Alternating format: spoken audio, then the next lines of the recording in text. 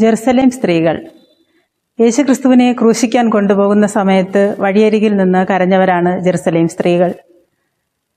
ദയയും കരുണയും നിറഞ്ഞു നിന്ന ഇവർ യേശുവിൻ്റെ വേദന കണ്ടപ്പോൾ ഹൃദയം തകർന്ന് കരയുന്ന സന്ദർഭം കുരിശിൻ്റെ വഴിയിൽ 8-ാം സ്ഥലത്ത് പരാമർശിക്കുന്നു.